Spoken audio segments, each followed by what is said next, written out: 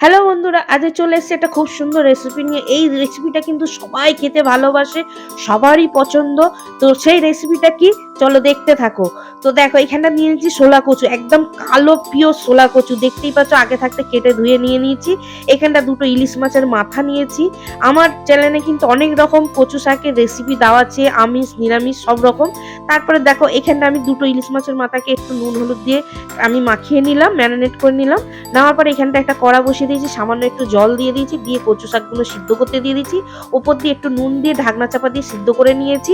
তো দেখো, এখানটা কচু শাক কত ছিল, এক কড়া হয়েছিল, সিদ্ধ হয়ে একটুখানি হয়ে গেছে, জল ঝরিয়ে নিয়েছি। তারপরে দেখো, ইলিশ মাছের মাথাগুলো একটু তেলে ভেজে নিলাম। আর রান্নাটা কিন্তু আমি পুরোটাই সর্ষের তেলে করছি, তোমরা চাইলে সাদা তেলেও করতে পারো, যেহেতু ইলিশ মাছের মাথা পড়ছে।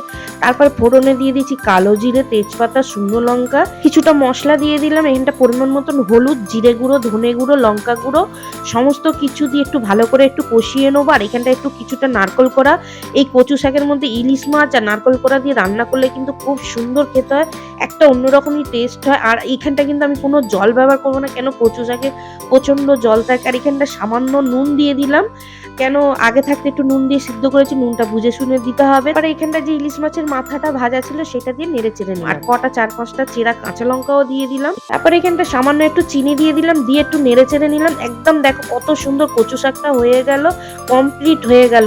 কচু শাকটা এত সুন্দর খেতে হয়েছিল না, দুর্দান্ত হয়েছিল, খুবই টেস্টি হয়েছিল। এই নারকোল আর ইলিশ মাছের মাথা দিয়ে এত সুন্দর একটা টেস্ট এসেছিল, এই দিয়েই কিন্তু এক থালা ভাত খাওয়া যাবে। বন্ধুরা, রেসিপিটা যদি ভালো লাগে লাইক কমেন্ট করে দিও।